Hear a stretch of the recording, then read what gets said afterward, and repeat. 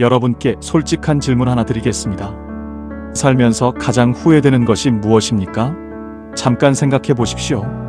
돈을 더 많이 벌지 못한 것일까요? 자식을 더 잘 키우지 못한 것일까요?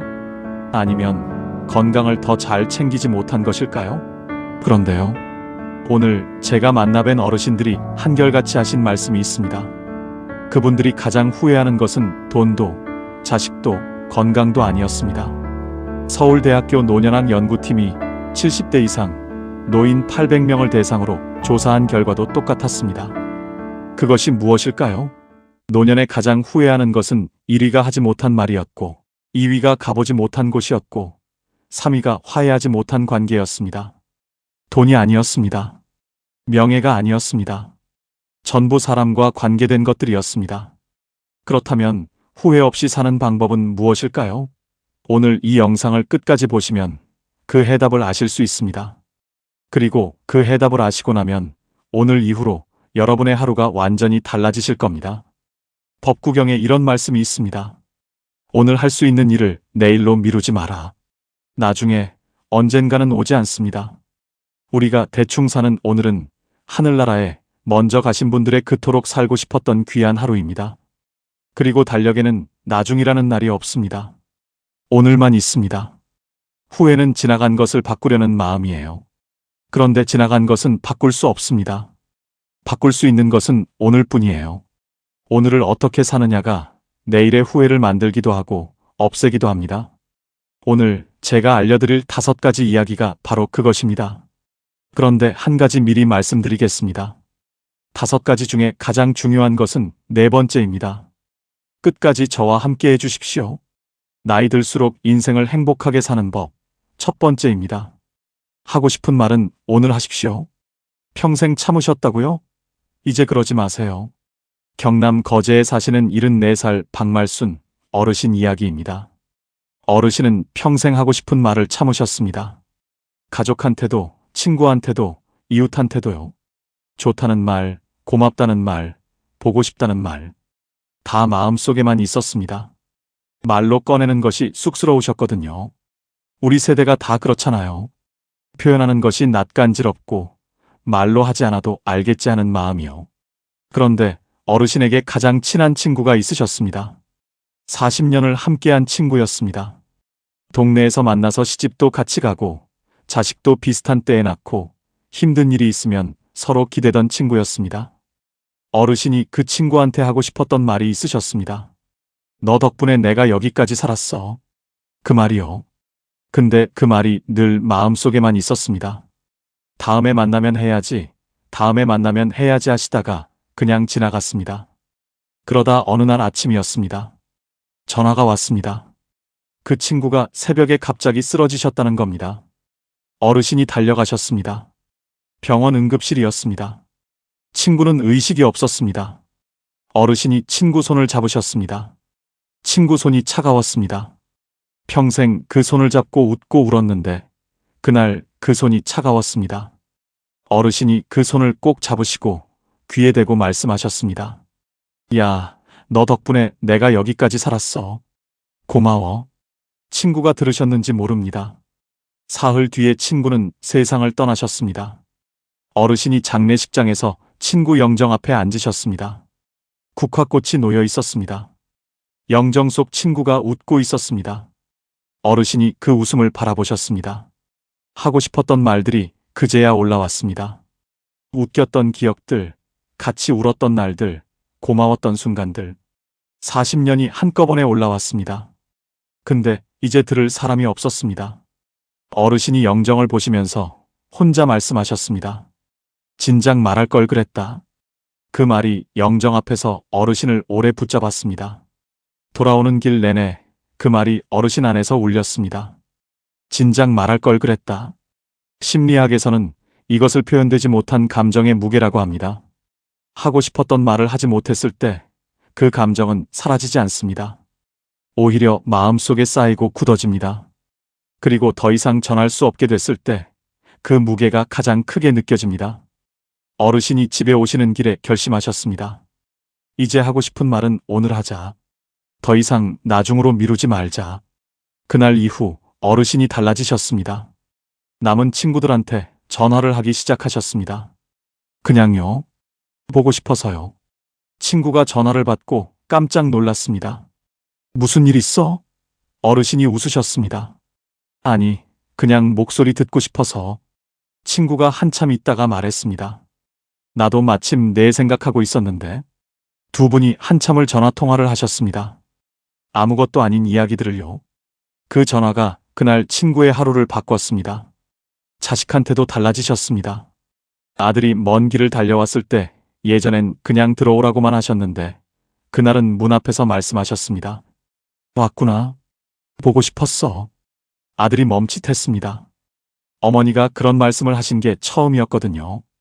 아들이 아무 말 없이 어르신을 안았습니다. 쇼펜하우어는 이런 말을 했습니다. 우리가 나누는 말 한마디가 상대방의 하루를 바꿀 수 있다. 그런데 그 말을 하지 않으면 아무것도 바뀌지 않는다. 말은 때가 있습니다.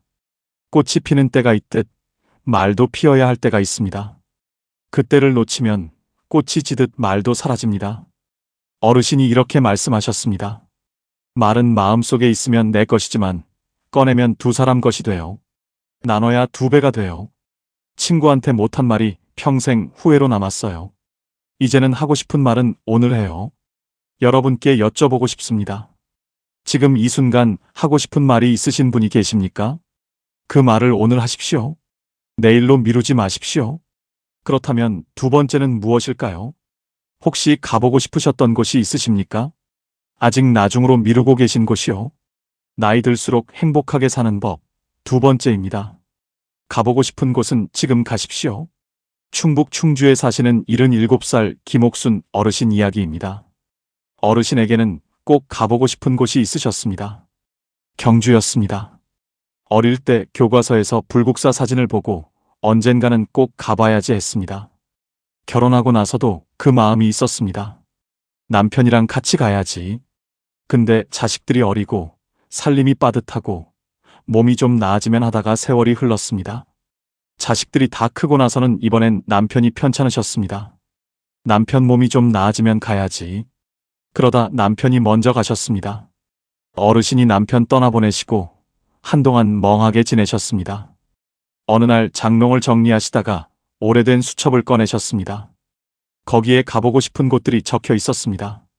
경주 불국사, 전주 한옥마을, 강릉바다. 어르신이 그 수첩을 보시다가 눈물이 나셨습니다. 남편이랑 같이 가려고 적어놨던 것들이었거든요. 이제 혼자 가야 하는데 혼자 가는 게 무슨 의미가 있나 싶으셨습니다. 그냥 수첩을 덮으셨습니다. 그러다 딸이 놀러 왔습니다. 어르신이 그 수첩 이야기를 하셨더니 딸이 말했습니다. 엄마, 혼자 가면 어때요? 어르신이 말씀하셨습니다. 혼자 가는 게 무슨 재미야? 딸이 말했습니다. 가는 게 재미있는 거잖아요. 함께 가는 사람이 없으면 아버지 생각하면서 가면 되잖아요. 어르신이 그 말이 마음에 걸리셨습니다. 며칠을 생각하셨습니다. 그러다 어느 날 아침에 버스표를 예매하셨습니다. 경주 가는 버스요. 혼자요. 버스를 타시는데 손이 좀 떨리셨다고 합니다. 이 나이에 혼자 여행을 가다니 싶으셨습니다. 그래도 가셨습니다. 불국사 입구에 내리셨습니다. 돌계단을 올라가셨습니다. 천천히요. 다리가 좀 아프셨지만 올라가셨습니다. 그리고 불국사 앞에 서셨습니다. 어르신이 그 자리에서 한참 서 계셨습니다. 교과서에서 보던 그 건물이 눈앞에 있었습니다. 생각보다 컸습니다. 생각보다 아름다웠습니다. 어르신 눈에 눈물이 고였습니다. 남편 생각이 나셨습니다. 여보, 나왔어요. 당신과 같이 오려고 했는데 내가 혼자 왔어요. 혼자여도 용기 내서 당신이 옆에 있다 생각하고 왔어요. 어르신이 한참을 그 자리에 서 계셨습니다. 순간 남편이 그리워 뺨위로 흐르는 눈물을 주체할 수 없었습니다. 한평생 살아왔던 순간순간이 영화 필름처럼 스쳐 지나갔습니다. 그러다 살짝 미소 지으셨습니다. 왔구나. 드디어 왔구나. 그 한마디가 평생의 나중을 끝냈습니다. 어르신이 그날 불국사 경내를 천천히 걸으셨습니다. 아무도 기다리는 사람이 없었습니다. 빨리 가야 할 이유가 없었습니다. 돌 하나하나를 보시면서 걸으셨습니다. 처마 끝을 보시면서 걸으셨습니다. 그날 어르신이 사진을 찍으셨습니다. 혼자서요. 셀카를요. 평생 셀카를 찍어본 적이 없으셨는데 그날 찍으셨습니다. 집에 오셔서 딸한테 그 사진을 보내드렸습니다. 딸이 전화를 했습니다. 엄마 표정 좀 봐요. 너무 좋아 보여요. 어르신이 그 말을 들으시고 생각하셨습니다. 그렇구나. 나 좋아 보이는구나. 심리학자들은 이것을 이렇게 설명합니다. 미뤄온 것을 실제로 행동으로 옮기는 순간 뇌에서 도파민이 분비되면서 성취감과 함께 자기 효능감이 높아진다고요. 쉽게 말하면 이렇습니다. 나중에 하려고 했던 것을 오늘 하는 순간 뇌가 기뻐한다는 겁니다. 나중이라는 말은 사실 두려움의 다른 이름입니다. 혼자 가면 어쩌지, 나이 들어서 가면 이상하지 않을까, 그 두려움이 나중을 만드는 겁니다. 그런데 그 두려움을 넘어서는 순간 불국사 앞에 서게 됩니다. 어르신이 이렇게 말씀하셨습니다. 나중에는 없어요. 달력에 나중이라는 날은 없어요. 오늘만 있어요. 가고 싶으면 지금 가세요. 혼자 가도 돼요. 혼자 가는 것도 여행이에요. 여러분께 여쭤보고 싶습니다. 지금 이 순간 가보고 싶은 곳이 있으십니까? 그곳에 언제 가실 겁니까?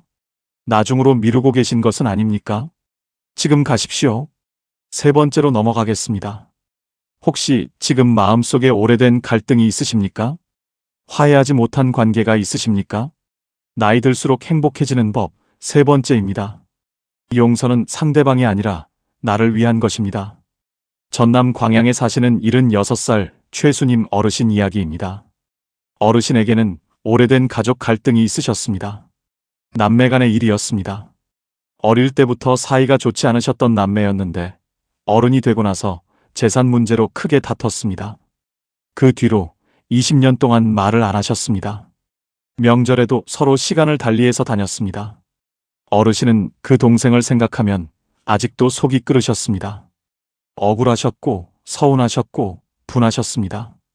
그 감정이 20년이 지났는데도 그대로였습니다. 어르신이 친구한테 그 이야기를 하면 친구가 말했습니다. 그냥 용서해. 나이 들어서까지 그러면 뭐가 좋아?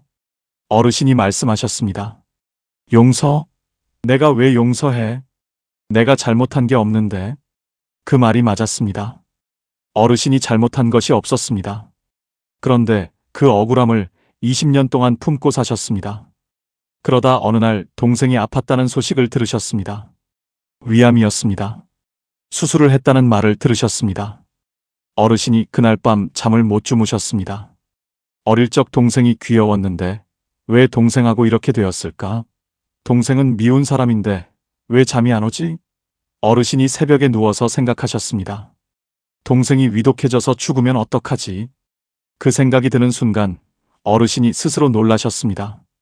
동생이 그냥 미운 줄 알았는데. 어르신이 며칠을 생각하셨습니다. 그러다 어느 날 차를 타셨습니다. 동생 집 쪽으로 가셨습니다. 집 앞에 도착하셨습니다. 차에서 내리셨습니다. 대문 앞에 서셨습니다. 초인종이 보였습니다. 손이 올라가지 않았습니다. 멍하니 서 계셨습니다. 5분이 지났습니다. 10분이 지났습니다. 20분이 지났습니다. 담장 너머로 마당에 감나무가 보였습니다. 어릴 때 동생과 같이 그 감나무에서 감을 따던 기억이 올라왔습니다. 까르르 웃으며 재밌던 적도 있었어요. 마음이 착잡했습니다. 어르신이 결국 돌아서셨습니다. 차에 타셨습니다. 집으로 오셨습니다. 그런데 이상했습니다. 집에 오시는 길에 마음이 조금 가벼우셨습니다. 초인종을 누르지 못했는데도요. 동생을 만나러 가려고 했다는 것만으로도 뭔가 달라지는 것 같으셨습니다. 일주일이 지났습니다. 어르신이 다시 차를 타셨습니다. 동생 집 앞에 도착하셨습니다.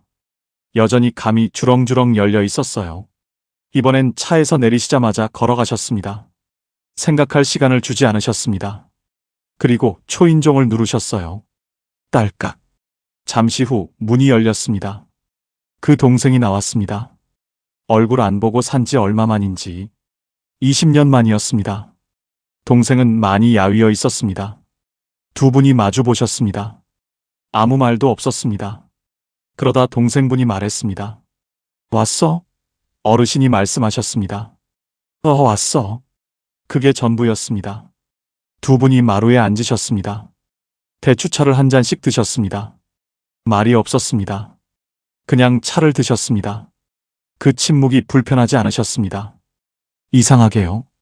20년의 침묵과는 다른 침묵이었습니다. 20년의 침묵은 차갑고 딱딱한 침묵이었는데 그날의 침묵은 따뜻하고 부드러운 침묵이었습니다. 차를 다 드시고 나서 어르신이 일어나셨습니다. 가야겠다고 하셨습니다. 동생이 문까지 따라 나왔습니다. 어르신이 돌아서서 걸어가시는데 동생분이 말했습니다. 다음에 또 와. 어르신은 뒤를 돌아보지 않고 손을 드셨습니다. 그리고 차에 타셨습니다. 쇼펜하우어는 이런 말을 했습니다. 다른 사람의 잘못에 분노하는 것은 남이 지른 불에 내가 타는 것과 같다. 불을 지른 것은 상대방인데 타는 것은 나입니다. 용서는 상대방에게 주는 선물이 아닙니다. 내가 나에게 주는 선물입니다. 오래된 원망을 붙들고 있는 것은 뜨거운 숯덩이를 손에 쥐고 상대방에게 던지려는 것과 같습니다. 가장 많이 되는 것은 내 손입니다. 어르신이 이렇게 말씀하셨습니다. 용서한 게 아니에요. 그냥 동생 얼굴만 한번 보려고 갔어요. 근데 갔더니 내 마음이 달라지더라고요. 용서는 상대방을 위한 게 아니에요. 나를 위한 거예요. 20년 동안 내가 나를 가뒀던 거예요. 이제 그 감옥 속에서 나온 것 같아요. 여러분께 여쭤보고 싶습니다. 지금 이 순간 화해하지 못한 관계가 있으십니까?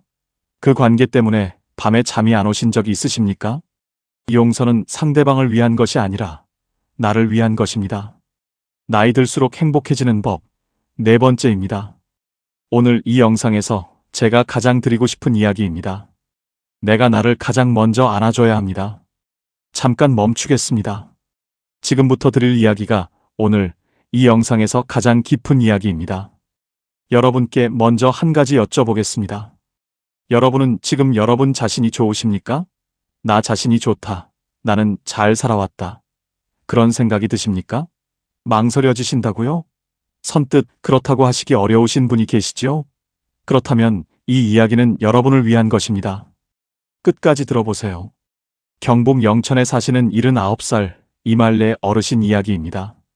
어르신은 평생 스스로에게 가혹하셨습니다. 더 잘해야 했는데, 더 참아야 했는데, 더 잘 키워야 했는데, 자식이 힘들면 내 탓, 남편이 힘들면 내 탓, 집안이 어려우면 내 탓. 그 자책이 평생 어르신을 따라다녔습니다. 어르신이 잘한 것들도 많으셨습니다. 가난한 살림에 자식 셋을 다 가르치셨고, 시부모를 10년 넘게 모시셨고, 남편 병치레를 혼자 감당하셨습니다. 대단한 일들이었습니다. 그런데 어르신은 그것들을 잘한 것이라고 생각하지 않으셨습니다. 당연히 해야 하는 것을 한 것뿐이라고 생각하셨습니다. 칭찬받을 일이 아니라고요. 그러면서 잘못한 것들은 아주 크게 보셨습니다. 자식한테 한번 크게 화를 냈던 것, 시어머니한테 퉁명스럽게 대했던 것, 남편한테 서운한 말을 했던 것. 그것들이 수십 년이 지나도 마음속에 남아 있으셨습니다. 어르신이 혼자 계실 때면 그 기억들이 올라왔습니다. 그때 내가 왜 그랬을까? 그때 좀 더 잘해줬어야 하는데. 그 자책이 어르신을 오래 붙잡았습니다. 정말 힘들었습니다. 울컥한 날이 수없이 많았습니다. 그러다 어르신 팔순 생일날이었습니다. 자식들이 다 모였습니다. 손주들도 왔어요. 케이크에 불을 켰습니다. 다들 박수를 치셨습니다. 어르신이 소원을 비시고 불을 끄셨습니다. 케이크를 자르는데 중학교 다니는 손녀가 어르신 옆으로 왔습니다. 그리고 말했습니다. 할머니는 할머니 자신이 좋아요? 어르신이 그 질문을 들으시고 웃으시려다가 멈추셨습니다. 좋아요? 할머니 자신이요? 그 질문이 어르신한테 처음으로 오는 질문이었습니다. 평생 누구도 그런 걸 물어본 적이 없었습니다. 어르신 스스로도 그런 걸 생각해 본 적이 없었습니다. 어르신이 난처한 표정을 지으면서 대답을 못 하셨습니다. 손녀가 초롱초롱한 눈으로 할머니의 대답을 기다렸어요. 어르신이 한참을 있다가 눈물을 흘리셨습니다. 소리 없이요. 케이크 앞에서 가만히 할머니의 뺨 위로 눈물이 흘렀습니다. 손녀가 놀라서 할머니 왜 울어요? 하고 물었습니다. 어르신이 눈물을 닦으시면서 말씀하셨습니다. 아니야. 그냥 내가 나 자신이 좋은지 한 번도 생각해 본 적이 없었네 싶어서. 그날 밤이었습니다. 손님들이 다 돌아가고 어르신이 혼자 방에 계셨습니다. 화장대 앞에 앉으셨습니다. 거울을 보셨습니다. 거울 속에 79살 어르신이 계셨습니다. 주름이 많았습니다. 머리가 하였습니다. 어르신이 그 얼굴을 오래 보셨습니다. 그러다 혼자 말씀하셨습니다. 이말래, 너 정말 잘 살았어. 평생 동안 진짜 수고했어. 그 말이 처음엔 어색하셨습니다. 내가 왜 이런 말을 하나 싶으셨습니다. 그런데 한 번 더 하셨습니다. 말래, 너 잘 살았어. 수고했어. 그러다 세 번째 하시는데 눈물이 왈칵 나셨습니다. 이번엔 큰 소리가 났습니다. 평생 누구한테도 그 말을 들어본 적이 없으셨습니다. 잘 살았다고, 수고했다고. 가족들도 남편도 자식들도 그 말을 해준 적이 없었습니다. 그리고 어르신 스스로도 한 번도 그 말을 자신에게 한 적이 없었습니다. 어르신이 거울 속 자신을 보시면서 한참을 우셨습니다. 그러다 이렇게 말씀하셨습니다. 나 참 열심히 살았네. 잘했어. 어르신은 그날 그 어느 때보다 편안하고 깊은 잠자리에 드셨습니다. 창밖으로 둥근 달이 밝게 비쳤습니다. 보건복지부 노인 정신건강실태조사에 따르면 자기 자신에 대한 긍정적 평가가 낮은 노인일수록 우울감과 고독감이 높고, 반대로 자기 수용도가 높은 노인일수록 삶의 만족도가 3배 이상 높은 것으로 나타났습니다. 나를 사랑하는 것이 이기적인 것이 아닙니다. 내가 먼저 나를 안아줘야 남도 안아줄 수 있습니다.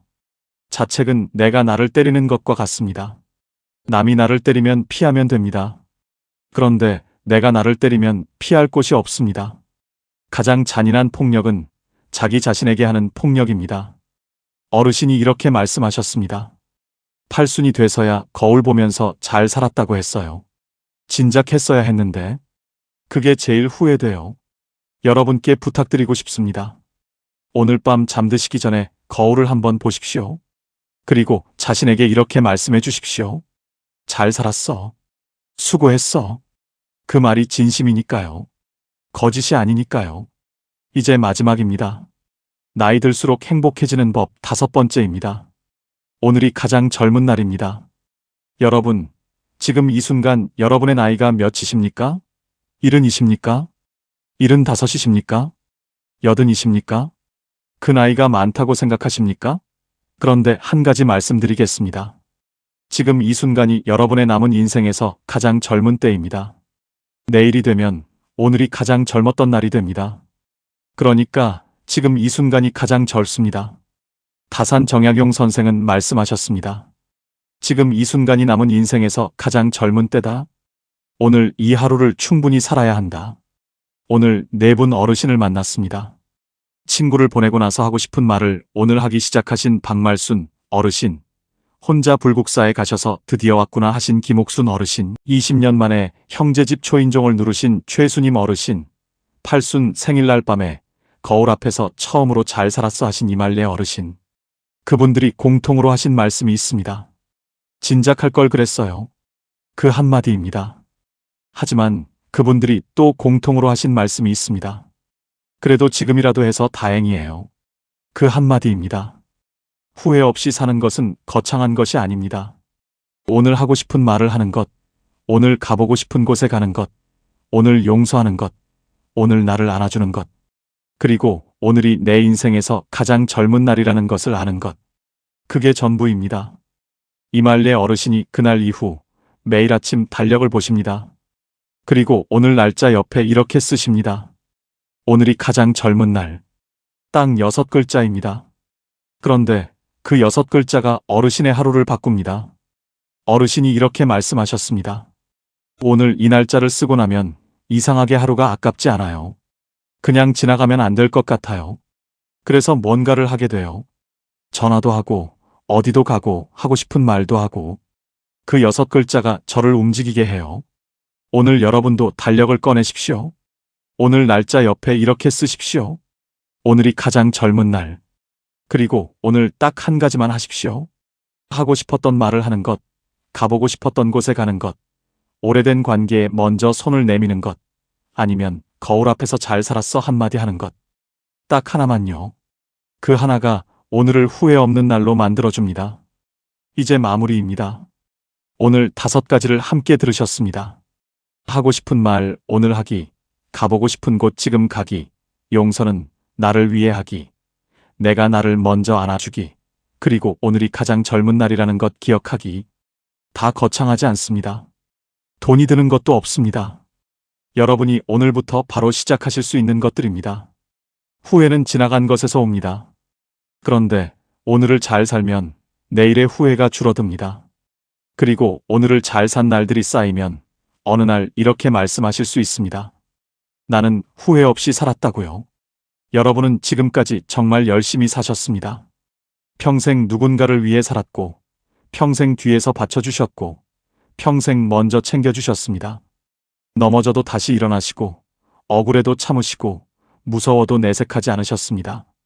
그 삶이 이미 대단한 삶입니다. 그러니 오늘 밤 거울 앞에 서서 꼭 이렇게 말씀해 주십시오. 잘 살았어. 수고했어. 그리고 내일 아침 달력에 이렇게 쓰십시오. 오늘이 가장 젊은 날.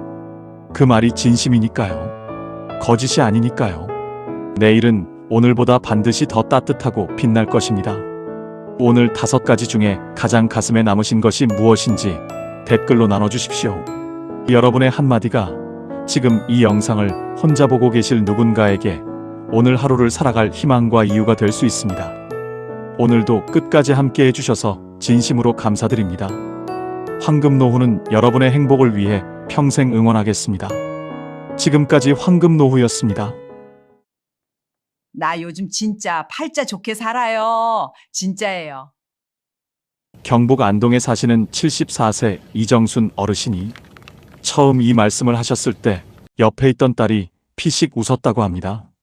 무슨 팔자가 좋냐고요? 남편은 일찍 떠났고 연금은 빠듯하고 무릎은 쑤시고 자식들은 각자 바빠서 명절에나 얼굴 보는데, 그런데 이정순 어르신은 진심이셨어요. 딸아, 팔자 좋다는 게 돈 많고 자식 잘 두고 아픈 데 없는 게 아니더라. 오늘 하루를 내 마음대로 살 수 있다는 게 팔자 좋은 거더라고. 딸은 그 말에 한참 아무 말도 못했다고 합니다. 여러분, 혹시 이런 생각 해보신 적 있으세요? 70이 넘었는데 왜 나는 아직도 이렇게 쫓기듯 살고 있나? 자식 걱정, 손주 걱정, 며느리 눈치, 사위 비위. 내 나이가 몇인데 아직도 남 눈치를 보고 있나? 2024년 서울대 노년학 연구소가 발표한 자료가 있습니다. 70세 이상 어르신 중 스스로 행복하다고 답한 비율이 38%에 불과했어요. 10명 중 4명도 안 됩니다. 그런데 더 충격적인 건 그 다음이에요. 행복하다고 답한 그 38%의 공통점을 분석해봤더니 재산도 아니고 건강도 아니고 자식의 성공도 아니었습니다. 딱 하나였어요. 오늘 하루를 자기 방식대로 살고 있다는 것. 그게 전부였습니다. 오늘은 그 이야기를 드리려 합니다. 70 넘어서 진짜 팔자 좋은 사람들이 어떻게 사는지, 그리고 그 삶이 지금 여러분과 얼마나 가까이 있는지를요. 이정순 어르신 이야기 지금 시작합니다. 이정순 어르신이 팔자 좋은 삶을 시작하게 된 건 3년 전 어느 가을날이었습니다. 그날 어르신은 아들에게 전화를 하셨어요. 추석이 일주일 앞으로 다가왔는데 아들한테서 아무 연락이 없었거든요. 전화를 누르면서도 손이 떨렸다고 합니다. 혹시 바쁜 거 알면서 재촉하는 건 아닌가 싶어서요. 아들이 전화를 받았습니다. 엄마, 나 지금 회의 중인데. 어르신은 얼른 말씀하셨어요. 아, 그래? 그럼 끊어라. 추석에 올 수 있나 싶어서. 아들이 잠깐 멈추더니 말했습니다. 엄마, 올해 처가 쪽 행사가 있어서 아마 못 갈 것 같아. 미리 말 못해서 미안해. 어르신은 괜찮다고 하셨어요. 그리고 전화를 끊으셨습니다. 그런데 전화를 끊고 나서 어르신은 한참을 그 자리에 서 계셨어요. 괜찮지 않았습니다. 명절에 혼자 밥 먹는 게 이번이 처음이 아닌데도 그날은 왜인지 유독 가슴이 무거웠어요. 어르신은 천천히 안방으로 들어가 거울 앞에 앉으셨습니다. 거울 속에 74년을 살아온 얼굴이 있었어요. 주름진 이마, 처진 눈가, 하얗게 센 머리카락. 그런데 그 얼굴을 가만히 들여다보다가 어르신이 갑자기 이런 생각이 드셨답니다. 나 언제부터 이렇게 허락받고 살았지? 아들이 와야 명절이고 자식이 전화해야 기분이 좋고 손주가 보고 싶다고 해야 만나러 가고 내 기분이 왜 다 남한테 달려있지? 그 생각이 드는 순간 어르신 가슴 속에서 뭔가가 툭 끊어지는 소리가 들렸다고 해요. 기대의 끈이었습니다.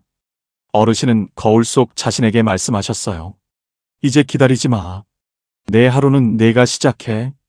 그 말을 거울 속 자신에게 하시는 순간 눈물이 흘렀다고 합니다. 서러워서가 아니었어요. 74년 만에 처음으로 나 자신한테 다정한 말을 건넨 것 같아서였습니다. 철학자 에픽테토스는 말했습니다.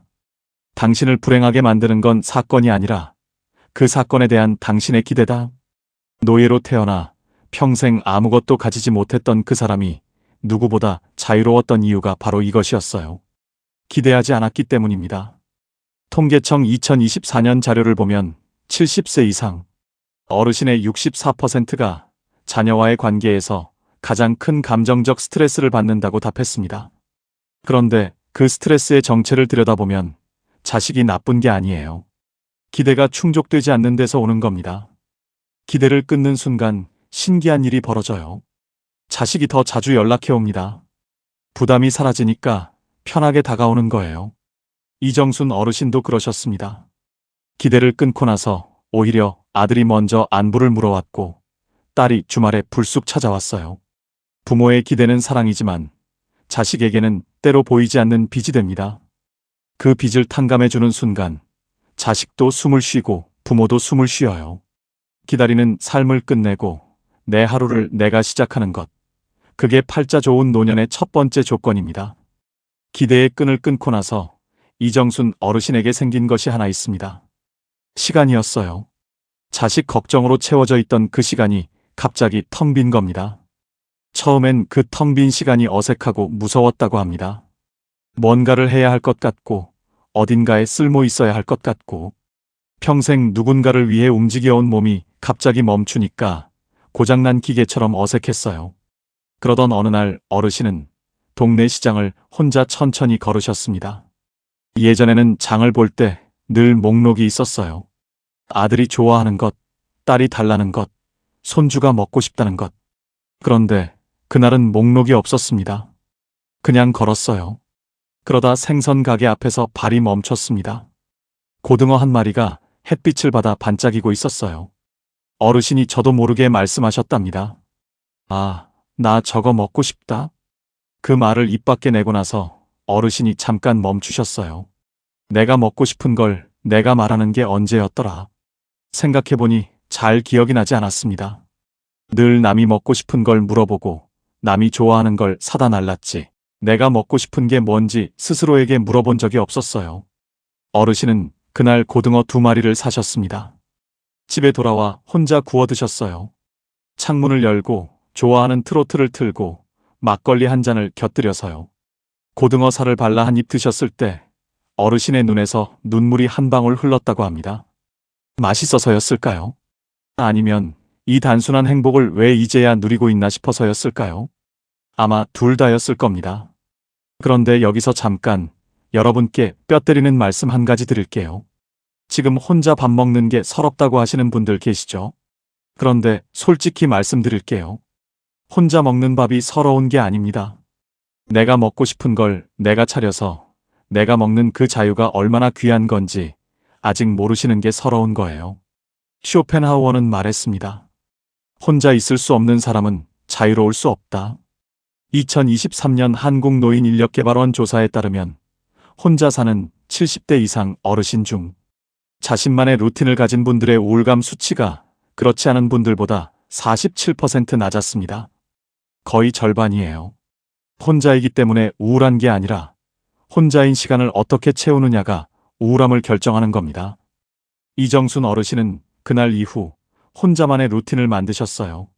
아침 6시에 일어나 동네 한 바퀴, 오전에는 좋아하는 드라마 한 편, 점심은 내가 먹고 싶은 것 하나만 정성껏 차리기, 오후에는 읽다만 책 펼치기, 저녁에는 옛 친구 한 명에게 문자 하나.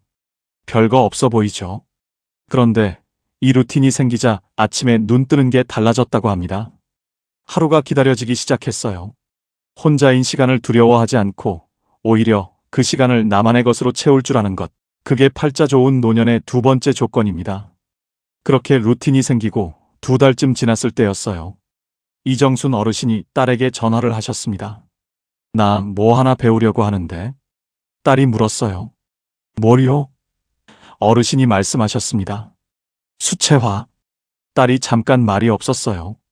그러더니 웃으면서 말했습니다. 엄마, 그거 배우고 싶었어요? 어르신이 대답하셨어요. 응, 한 50년 됐다. 그 말에 딸이 울었다고 합니다. 50년 동안 하고 싶었던 걸 참고 사신 어머니 생각에요. 이정순 어르신은 사실 20살 때부터 그림을 좋아하셨어요. 그런데 시집을 오고 아이를 낳고 살림을 하다 보니 그림은 사치라고 생각하셨답니다. 나 같은 사람이 그림을 배운다고 어른들 눈에 어떻게 보이겠냐고요. 그렇게 50년이 흘렀습니다. 어르신은 동네 복지관 수채화 강좌에 등록하셨어요. 등록하는 날 손이 떨리셨다고 합니다. 창구에 앉은 직원이 물었어요. 성함이 어떻게 되세요? 어르신이 대답하셨습니다. 이정순이요. 그 이름을 말하는 순간 가슴이 두근거렸어요. 누구의 엄마도 아니고 누구의 할머니도 아닌 이정순이라는 이름으로 뭔가를 시작하는 그 순간이었습니다. 첫 수업 시간, 어르신 앞에 흰 도화지가 놓였어요. 붓을 처음 잡는 손이 어색했습니다. 옆에 앉은 선생님이 말했어요. 잘 그리려고 하지 마세요. 그냥 느끼는 대로 칠하세요. 어르신은 붓에 파란색 물감을 묻히셨어요. 그리고 천천히 도화지 위에 선을 그으셨습니다. 그 파란 선 하나가 종이 위에 번지는 걸 보는 순간 어르신의 눈에서 눈물이 흘렀다고 합니다. 왜 우셨을까요? 어르신이 나중에 말씀하셨어요. 그 파란 선이 나 같았어요. 50년 동안 어딘가에 갇혀 있다가 드디어 종이 위로 번져 나오는 것 같았거든요. 그 말을 들으면서 저도 눈물이 났습니다. 우리가 참아온 게 어디 그림뿐이겠어요. 하고 싶었던 말, 가고 싶었던 곳, 되고 싶었던 사람. 그 모든 것들이 50년 동안 가슴속 어딘가에 갇혀 있었던 겁니다. 보건복지부 2024년 노인 실태 조사에 따르면 70세 이상 어르신 중 새로운 취미 활동을 시작한 분들의 인지 기능, 저하 속도가 그렇지 않은 분들보다 평균 40% 느렸습니다. 치매 예방에 돈 드는 약이 필요한 게 아니에요. 하고 싶었던 것 하나를 시작하는 게 최고의 약입니다. 지금 여러분 마음속에 50년 동안 참아온 게 있으신가요? 그림이든 노래든 춤이든 글쓰기든 오늘 전화 한 통이면 시작할 수 있습니다. 늦었다고 생각하지 마세요. 이정순 어르신이 수채화를 시작한 게 74세였어요. 그게 팔자 좋은 노년의 세 번째 조건입니다. 오랫동안 참아왔던 걸 드디어 나를 위해 시작하는 것. 수채화를 시작한 지 석 달이 지났을 때였어요. 어르신은 첫 번째 완성작을 액자에 넣으셨습니다. 안동 하회마을 풍경이었어요. 강물이 마을을 감싸는 그 풍경을 어르신이 직접 그리셨습니다. 완성도가 어떠냐고요? 선생님이 그랬대요. 어머니, 이거 진짜 잘 그리셨는데요. 어르신이 수줍게 웃으시면서 말씀하셨답니다. 처음 그린 거예요. 50년 만에. 그 액자를 거실벽에 거셨어요. 그리고 그날 저녁 어르신은 오래된 일기장을 꺼내셨습니다. 30년 전에 쓰다 만 일기장이었어요. 마지막 페이지를 펼쳐보니 이렇게 써 있었습니다. 오늘도 하루가 같다. 내가 뭘 위해 사는지 모르겠다. 1994년이었어요. 그 글자들이 누렇게 바랜 종이 위에 그대로 남아 있었습니다. 어르신은 그 일기장을 오래 들여다보셨어요. 그러다 새 페이지를 펼치셨습니다. 그리고 이렇게 쓰셨어요. 2024년 오늘 나는 내가 왜 사는지 알 것 같다. 그림을 그리기 위해서. 그리고 내일 또 그림을 그리기 위해서. 30년 만에 다시 쓴 일기였어요. 그 일기장이 지금 어르신 책상 위에 놓여 있습니다. 매일 한 줄씩 쓰고 계세요. 어르신이 말씀하셨어요. 30년 전 나한테 미안했어요. 그때 그 나에게 지금 내가 이렇게 살고 있다고 전해주고 싶었어요. 그 말이 가슴을 쿵 치지 않으셨나요? 30년 전 일기에 내가 왜 사는지 모르겠다고 쓰셨던 분이 지금은 내일 또 그림을 그리기 위해 산다고 쓰고 계신 겁니다. 그게 바뀐 거예요. 돈이 생긴 게 아닙니다. 자식이 달라진 게 아니에요. 몸이 더 건강해진 것도 아닙니다. 오직 하나, 오늘을 살아가는 이유를 찾은 것뿐이에요. 여러분은 지금 오늘을 살아가는 이유가 있으신가요? 아주 작아도 됩니다. 내일 아침 화분에 물을 줘야 한다는 것도 됩니다. 좋아하는 드라마 다음 편이 기다려진다는 것도 됩니다. 그 작은 이유 하나가 오늘 하루를 살게 합니다. 그게 팔자 좋은 노년의 네 번째 조건이에요. 오늘을 살아가는 이유를 내 손으로 만드는 것. 그리고 이정순 어르신에게 결정적인 순간이 찾아왔습니다. 수채화를 시작한 지 반년쯤 됐을 때였어요. 어르신이 복지관에서 수업을 마치고 집으로 오시다가 갑자기 가슴이 쿵 하고 내려앉으셨습니다. 숨이 가빠지고 식은땀이 났어요. 어르신은 길가 벤치에 앉으셨습니다. 잠시 후 증상이 가라앉았지만 어르신은 한참을 그 벤치에 앉아 계셨어요. 하늘을 올려다보셨습니다. 파란 하늘에 흰 구름이 천천히 흘러가고 있었어요. 그 구름을 보면서 어르신이 처음으로 이런 생각을 하셨답니다. 나 언제까지 살 수 있을까? 74년을 살았는데 앞으로 얼마나 더 살 수 있을까? 그 생각이 무섭지 않으셨냐고요? 어르신이 말씀하셨어요. 무서웠는데 그 무서움이 이상하게 고마웠어요. 왜냐고요? 그 생각이 드는 순간 지금 이 하루가 새롭게 보이기 시작했기 때문이에요. 저 구름이 오늘만 저 모양인 거구나. 지금 이 바람이 오늘만 이렇게 부는 거구나. 지금 이 순간이 두 번 다시 오지 않는 거구나. 벤치에서 일어나 집으로 걸어오시는 내내 발밑에 낙엽 소리가 다르게 들렸고 골목 어귀 꽃집의 국화 향기가 다르게 느껴졌고 마주치는 동네 사람들의 얼굴이 다르게 보였다고 합니다. 여러분, 지금 이 말씀 들으시면서 어떠세요? 우리는 죽음을 너무 오랫동안 외면하며 살아왔습니다. 생각하면 불길하다고, 입에 담으면 안 된다고. 그런데 솔직히 말씀드릴게요. 죽음을 외면할수록 오늘이 흐릿해집니다. 죽음을 직면할수록 오늘이 선명해져요. 국립암센터 2023년 연구 결과에 따르면 죽음에 대해 긍정적으로 수용한 노인 그룹이 그렇지 않은 그룹보다 삶의 만족도가 2.1배 높았습니다. 2배가 넘어요. 빅터 프랭클은 아우슈비츠 수용소에서 이 말을 남겼어요. 인간에게서 모든 것을 빼앗을 수 있어도 단 한 가지, 주어진 상황에서 어떤 태도를 취할 것인지 선택하는 자유만은 빼앗을 수 없다. 죽음을 의식하는 순간 삶이 선명해집니다.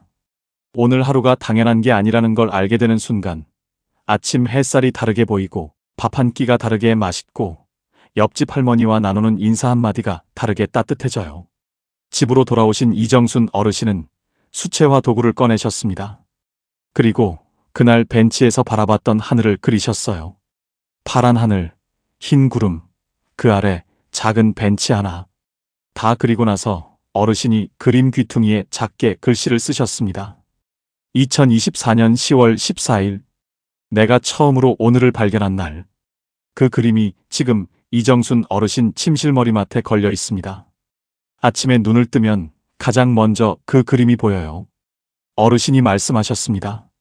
그 그림 보면서 매일 아침 이렇게 생각해요. 오늘 또 살았네. 오늘도 살아볼까? 언제까지 살지 모른다는 사실을 알기 때문에 오늘 하루를 더 뜨겁게 사는 것. 그게 팔자 좋은 노년의 5번째 조건입니다. 자, 이정순 어르신 이야기를 들으시면서 어떠셨나요? 어느 장면에서 마음이 움직이셨나요? 거울 앞에서 74년 만에 처음으로 자신에게 다정한 말을 건넨 그 순간이었나요? 고등어를 혼자 구워 먹으면서 흘린 그 눈물이었나요? 파란 선이 종이 위에 번지던 그 순간이었나요? 아니면 30년 만에 다시 펼친 일기장에 오늘을 살아가는 이유를 찾았다고 쓰던 그 장면이었나요?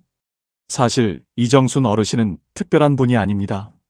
평범하게 살아오셨고 남들처럼 참고 견디며 사셨고 자식을 위해 자신을 뒤로 미루며 사셨어요. 그런데 73세에 딱 하나를 바꾸셨습니다. 기다리는 삶을 끝내고 오늘을 내가 시작하기로 한 것. 그게 전부예요. 오늘 제가 말씀드린 팔자 좋은 노년의 5가지 조건을 다시 한번 정리해 드릴게요. 첫째, 자식에 대한 기대를 내려놓는 것입니다. 기다리는 삶을 끝내고 내 하루를 내가 시작하는 것. 둘째, 혼자인 시간을 즐길 줄 아는 것입니다. 혼자가 쓸쓸한 게 아니라 혼자를 못 즐기는 게 쓸쓸한 거예요. 셋째, 오래 참아온 것을 드디어 시작하는 것입니다. 50년 된 꿈이라도 늦지 않았어요. 넷째, 오늘을 살아가는 이유를 내 손으로 만드는 것입니다. 아주 작아도 됩니다. 다섯째, 오늘이 마지막일 수 있다는 걸 알기 때문에 오늘을 더 뜨겁게 사는 것입니다. 여러분, 팔자는 하늘이 정해주는 게 아닙니다. 내가 선택하는 거예요. 돈이 많아서 팔자 좋은 게 아닙니다. 자식이 잘나서 팔자 좋은 게 아니에요. 오늘 하루를 내 방식대로 살 수 있는 사람이 진짜 팔자 좋은 겁니다. 이정순 어르신이 마지막으로 이런 말씀을 하셨어요. 74년 살면서 제일 잘한 일이 뭔 줄 알아요? 73살에 처음으로 나를 위해 뭔가를 시작한 거예요. 한 살 더 일찍 했으면 더 좋았을 텐데 싶기도 하지만 그래도 안 한 것보다는 100만 배 잘한 거잖아요. 그 말이 맞습니다. 지금 이 순간이 여러분 남은 생에서 가장 이른 때입니다. 오늘 시작하세요. 오늘이 제일 빠른 날이에요. 마지막으로 한 말씀만 더 드릴게요. 지금 이 영상을 보고 계신 여러분은 이미 팔자 좋은 사람입니다. 왜냐고요? 오늘 하루를 어떻게 살 것인지 고민하고 있는 사람이니까요. 포기한 사람은 이런 영상을 찾아보지 않습니다. 여러분이 여기까지 보고 계신다는 것 자체가 아직 오늘을 붙잡고 싶다는 뜻이에요. 그 마음이 있는 한 여러분의 팔자는 이미 좋은 겁니다. 오늘도 끝까지 함께 해주셔서 진심으로 감사드립니다. 지금까지 황금노후였습니다.